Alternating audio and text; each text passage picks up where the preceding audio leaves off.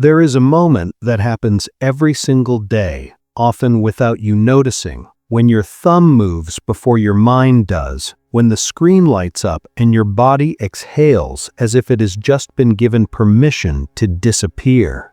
And the terrifying part is not that you opened your phone, it's that for a split second you felt relieved to leave your own life. Think about that for a moment. Not later, not tomorrow, right now. What does it say about modern life that vanishing into a glowing rectangle feels like rest? This is not a video about discipline or dopamine detoxes or deleting apps, and it is definitely not another lecture about phone addiction, because that explanation is comfortable, convenient, and wrong. The truth is much more unsettling, and once you see it, you won't be able to unsee it. What if scrolling is not the disease, but the symptom? What if the problem is not that you are too weak to stop, but that reality has quietly stopped offering you anything worth staying for? Stay. Before you answer that, I want you to be honest, not with me, but with yourself. When was the last time your day surprised you? When was the last time you felt truly absorbed by something real? Not entertained, not distracted, but deeply, bodily present. If a thought is already forming, write it down later, but don't escape it now. Modern life trains us to run from these questions because they expose something we don't want to admit, that our days have become thin, repetitive, optimized, efficient, and strangely hollow. We wake up already tired, not because we worked too hard, but because nothing we do seems to land anywhere meaningful. Our senses barely wake up, our conversations skim the surface, our routines loop endlessly, and then we wonder why our hands keep reaching for stimulation like a life raft. Here is the uncomfortable truth. Your brain is not addicted to your phone. Your brain is starving. Starving for texture, novelty, beauty, depth, silence, rhythm, and real presence. And when those nutrients disappear from life, the nervous system will take whatever substitute it can get, even if it's cheap, even if it's empty. Endless feeds, short videos, notifications, outrage, novelty without nourishment. This is why trying to control scrolling with willpower rarely works, because you're asking an exhausted, underfed mind to refuse the only stimulation it has access to. And so it keeps returning, not out of desire, but out of desperation. Philosophers like Byung-Chul Han describe this era as a time where difference has been flattened, where days blur together, where everything is available, yet nothing is felt. A world so saturated with stimulation that nothing actually touches us anymore. Touches. And when life loses its ability to touch you, scrolling becomes a form of anesthesia, not pleasure, not joy, but numbing. Ask yourself this question and answer it honestly in the comments, not with what sounds good, but with what feels true. When you scroll for long periods, are you seeking enjoyment, or are you trying to escape a quiet dissatisfaction you can't quite name? Write your answer, even if it's messy, even if it's uncomfortable, because clarity begins there. And if this idea already resonates, if something inside you is nodding quietly, take 1 second to like this video, not for the algorithm, but as a signal to yourself that you're paying attention. Now here's where the story deepens, because the solution is not what you think.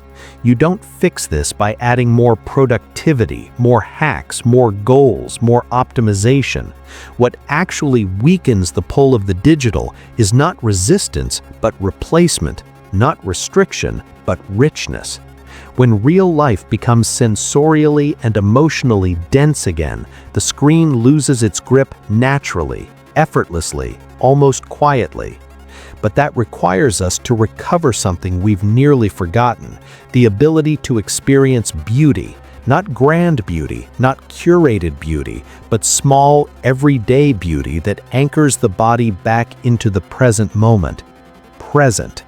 And this is where most people completely misunderstand what their brain is craving. It is not stimulation. Stimulation is cheap and infinite. What the nervous system actually seeks is aesthetic nourishment, experiences that feel harmonious, textured, alive, experiences that tell the body, you are safe here, you can stay. When that message disappears from daily life, scrolling fills the gap. Here is another question for you, one that may change how you see your day. What was the last small, ordinary moment that felt beautiful to you? Not impressive, not productive, just quietly beautiful. Leave your answer in the comments, even if it feels insignificant, because that insignificance is exactly the point. And as we move forward, you'll begin to see that reclaiming these moments is not self-care, it's resistance. It's how you make life interesting enough that you no longer need to disappear from it. Stay with me, because the next part reveals why modern life systematically erases beauty and how recovering it changes everything. The tragedy of modern life is not that beauty is gone, it's that we've lost the ability to notice it. Everything moves too fast, everything has a function, everything must justify itself. And in this relentless logic of usefulness, beauty quietly gets pushed aside as unnecessary, indulgent, inefficient. Who has time to notice the light on a wall when there are emails to answer? But the nervous system does not care about efficiency, it cares about regulation. And beauty is one of its oldest regulators. When you experience something aesthetically pleasing, even for a few seconds, your body shifts, your breathing changes, your muscles soften, your attention stabilizes. This is not philosophy, this is biology. Without these micro moments of beauty, the mind becomes restless, opaque, constantly seeking relief, and scrolling offers a fast, shallow substitute. Byung-Chul Han describes modern society as having lost its rituals, its silence, its contemplative spaces, and with them, the capacity to feel depth in ordinary time. Days become flat, interchangeable, and boredom seeps in not because there is nothing to do, but because nothing is allowed to matter. And boredom, when it cannot be endured, mutates into compulsive distraction. This is why the answer is not to suppress scrolling, but to rehabilitate your sensitivity to beauty, to train your attention back toward experiences that have weight, texture, and presence. And here is the radical part. This does not require changing your life dramatically. It requires changing how you enter it. Beauty lives in the smallest details, a warm cup held with both hands, a song listened to without multitasking, a plate arranged with care, a street taken slowly instead of rushed through, slowly. These moments recalibrate the nervous system. They tell the brain, this is enough. And when that message becomes familiar, the hunger for digital stimulation weakens. Not because you forced it, but because you fed the real need. Ask yourself this and answer in the comments. What is one small sensory detail you usually rush past without noticing? Naming it is the first step toward reclaiming it. And if you're finding this perspective refreshing, gently tap the like button. It helps this conversation reach people who feel the same quiet dissatisfaction, but don't yet have words for it. Now, beauty alone is not enough if time itself feels shapeless, and this brings us to one of the most overlooked reasons scrolling dominates our days: the loss of beginnings and endings. When life has no clear transitions, the mind floats, disoriented, and scrolling fills the gaps like fog.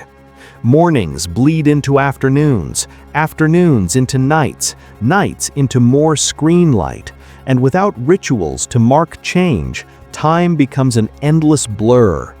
This is why the first and last moments of your day are so fragile, so influential, and so easily hijacked. When you wake up and immediately absorb the world through a screen, your nervous system never gets a chance to orient itself. It never learns where it is or how it feels. It simply reacts. And when you end the day the same way, with artificial light and endless input, your body never receives the signal to rest, to close, to release. Rebuilding simple opening and closing rituals is not nostalgia, it's neurological hygiene. A few quiet minutes in the morning without input, a slow drink, a stretch, a moment of stillness. These are not habits, they are messages to the body. And at night, dimmer lights, slower movements, writing a few lines, silence. These are not productivity tools, they are invitations to rest. Let me ask you something important. What is the very first thing you do when you wake up, and the very last thing you do before sleeping? Answer honestly in the comments, because awareness is where change begins. And as we move forward, you'll see that rituals give life shape, and shape gives life meaning, and meaning makes scrolling feel unnecessary. In the next part, we'll uncover the most powerful antidote to digital fragmentation, something rare today but completely natural to the human mind: deep absorption. One of the most devastating losses of modern life is not time, but depth. We skim, we glance, we sample, we scroll, but we almost never sink into anything fully anymore. And without depth, pleasure becomes shallow, attention becomes restless, and satisfaction becomes impossible. This is why scrolling feels endless. It never completes anything. It never resolves. It only distracts. The mind evolved to immerse, to lose itself in a task, a story, a craft, a rhythm. And when that capacity is not used, it doesn't disappear quietly. It protests. It becomes anxious, bored, compulsive. Hahn describes this as the collapse of contemplative attention, the inability to stay with one thing long enough for it to transform us. And transformation is what the psyche secretly longs for. Recovering deep absorption is not about focus for productivity. It's about teaching the nervous system that it can rest inside experience instead of fleeing from it. This is why even 30 minutes a day of uninterrupted, embodied activity can feel revolutionary. Cooking slowly, reading deeply, drawing, writing, gardening, repairing, playing music, anything that engages hands, senses, and sustained attention. During these moments, time dissolves, the phone loses its appeal, and the mind remembers what it feels like to be whole. Ask yourself and answer in the comments. When was the last time you were so absorbed in something that you forgot to check your phone? If the answer feels distant, that's not a failure, it's a clue. And if this insight is resonating, share your thoughts below. This comment section can become a rare space of depth in itself. Now, even absorption struggles to survive in an environment that constantly pulls attention outward, and this is where nature enters the story. The human nervous system was shaped by wind, light, shadow, silence, unpredictability. When we remove these elements, we remove regulation itself. Nature offers a kind of stimulation that is rich but not aggressive, varied but not overwhelming. It invites attention instead of hijacking it. Walking outdoors without headphones, without content, allows perception to reorganize. The eyes rest, the breath deepens, the mind slows. This is not poetic language, this is measurable physiology. And here's the question: how often do you spend time outdoors without consuming anything at all? Answer honestly in the comments, not to judge yourself, but to see the pattern. And if you're finding value here, consider subscribing. Not because you need more content, but because we're building something slower, deeper, and more human here. But even nature cannot do all the work if we are afraid of stillness, and that brings us to the most difficult practice of all: doing nothing. Doing nothing terrifies the modern mind, not because it is empty, but because it is revealing. When stimulation stops, what remains is you, your thoughts, your sensations, your unprocessed emotions. And scrolling exists largely to keep that encounter from happening. Silence exposes what noise conceals. Hahn speaks of the disappearance of negative space, the inability to tolerate pauses, gaps, boredom. But boredom is not the enemy, it is the doorway. When you sit without input for even 5 minutes, the nervous system initially rebels. The urge to escape arises. But if you stay, something softens. Thoughts slow, sensations emerge, presence returns. This practice is not meditation, it is permission. Permission to exist without producing, consuming, or reacting. Ask yourself and answer below. When was the last time you sat quietly without doing anything at all? If the idea feels uncomfortable, that discomfort is exactly why it matters. These moments retrain the mind to tolerate silence, and when silence becomes tolerable, scrolling loses its urgency. Because it was never about interest, it was about avoidance. Now, to support this inner shift, the outer environment must change too. Your space is either inviting presence or eroding it. And this is where we arrive at the final piece: designing an environment that supports a real life. Your surroundings are constantly speaking to your nervous system. And most modern spaces speak the language of speed, noise, and distraction. Screens dominate, textures disappear, objects lose meaning, and the mind adapts accordingly. Reclaiming an analog environment is not aesthetic vanity, it is psychological care. Physical books, plants, textured objects, soft lighting, quiet corners, these are not decorations, they are anchors. They remind the body that reality is tangible.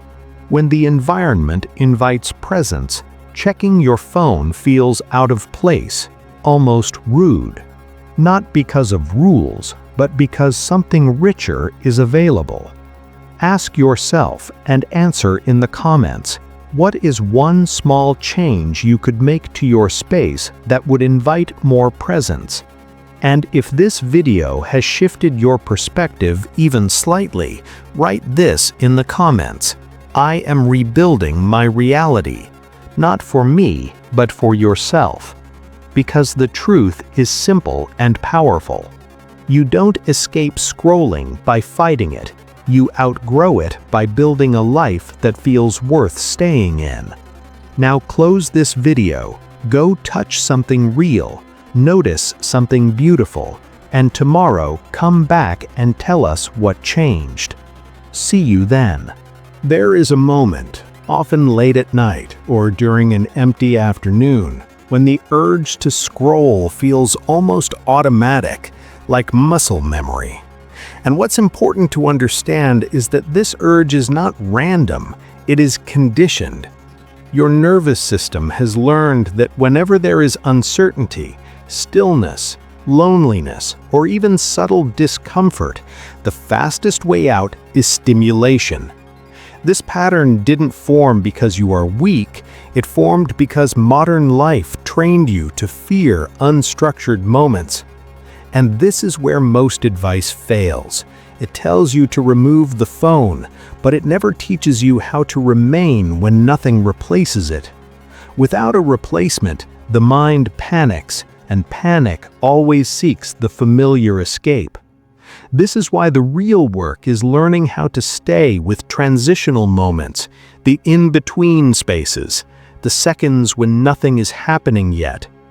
Yet, these moments are where presence is born, but only if you don't immediately anesthetize them. Think about how often you check your phone while waiting for an elevator, waiting for food, waiting for a reply, waiting for life to resume. These micro-waits are not meaningless, they are invitations. Invitations to feel your body, notice your breath, observe your surroundings, or even feel boredom without fleeing. Ask yourself, and answer in the comments, what is the situation where you most automatically reach for your phone without thinking? Naming it weakens it. And if you're starting to see yourself in this pattern, take a second to like the video. It helps bring these ideas to people who don't yet realize why they feel so restless. Now, here's the shift that changes everything. Instead of eliminating scrolling in these moments, you consciously insert a pause. Not a task, not content, just a pause. 3 breaths, feeling the feet on the ground, noticing a sound, observing a color in the room. This tiny interruption retrains the nervous system to tolerate emptiness again. And tolerance grows into comfort, comfort into preference. Over time, you begin to realize that many urges dissolve on their own when not immediately fed. Scrolling thrives on immediacy. Presence dissolves it through delay.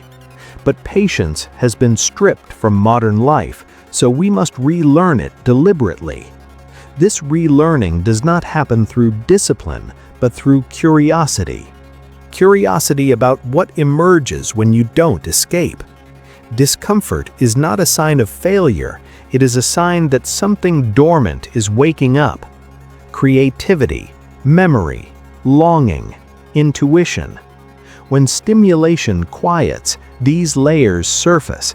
And this is precisely why many people unconsciously avoid silence. It confronts them with themselves. But this confrontation is not punishment, it is reconnection. Reconnection with desires you forgot you had, questions you postponed, sensations you numbed. Let me ask you something deeply important, and I want you to answer it honestly in the comments. If you weren't constantly distracted, what part of yourself do you think might come back? Don't overthink it. Let the first answer arise. And as you sit with that question, you may notice something subtle. The urge to scroll is already weakening, not because you fought it, but because you listened instead. This is the turning point, where escaping stops being the goal and inhabiting begins.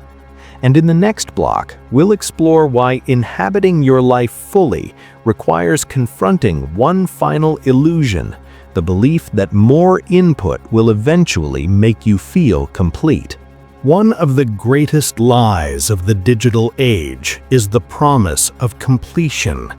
The idea that if you just scroll a little more, watch one more video, read one more post, something will finally click, settle, satisfy. But satisfaction never comes because the system is not designed to end. It is designed to continue. This endlessness mirrors a deeper existential pattern, the refusal to accept limits. Real life has limits. Real moments end. Real experiences require presence, and modern culture finds this intolerable. So it offers an infinite stream instead, where nothing finishes and nothing demands commitment. Scrolling becomes a rehearsal for a life without endings.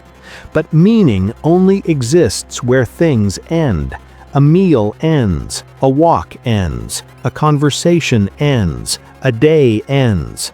These endings give shape to experience. When everything bleeds into everything else, nothing stands out.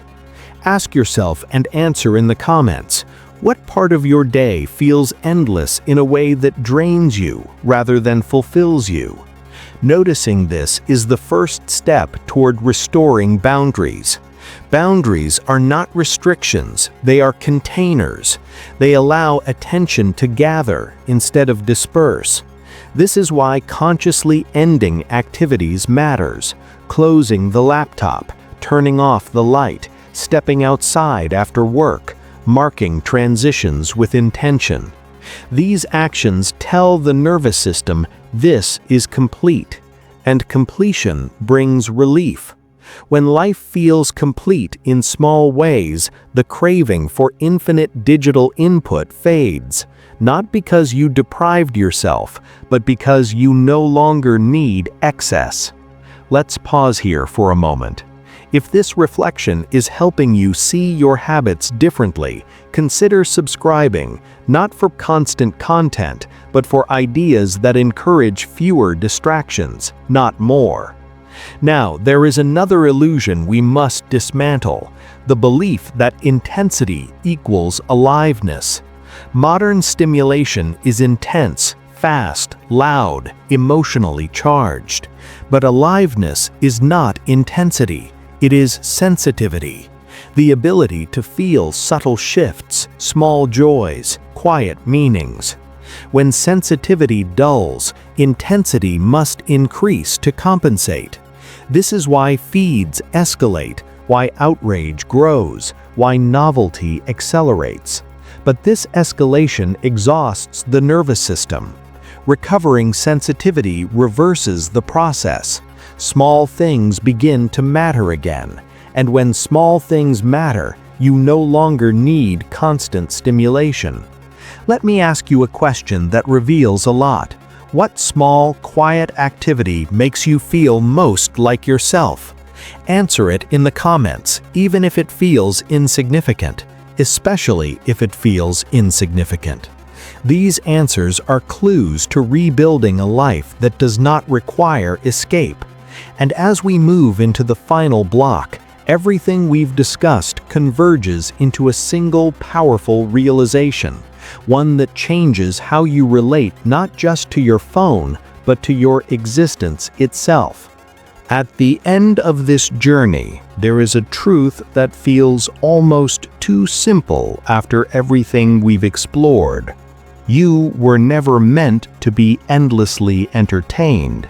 You were meant to be deeply alive. And aliveness does not come from stimulation. It comes from participation. Participating in time, in place, in sensation, in relationship, in silence. Scrolling removes you from participation and turns you into a spectator of other people's moments. And over time, spectating replaces living. Reclaiming your life is not about rejecting technology entirely, it's about restoring hierarchy. The real must come first. When reality is vivid, textured, and meaningful, the digital naturally takes its place as a tool, not a refuge. This shift does not happen overnight. It unfolds quietly, through choices that feel almost unremarkable. Choosing to notice, choosing to pause, choosing to stay. But these small choices compound, and one day you realize something astonishing. You forgot to check your phone, not because you were resisting, but because you were present. Ask yourself and answer this final question in the comments. What would a day look like if you didn't need to escape from it? Let that vision form. And if this video gave you language for something you felt but couldn't explain, write this sentence below. I am choosing to stay. Not as a promise, but as a direction. Liking and sharing this video helps this message reach others who feel quietly disconnected but don't know why. And now, instead of scrolling to the next thing, I want you to do something different. Stand up, look around, find one small detail you've never noticed before, and let it be enough. That is where real life begins. See you there.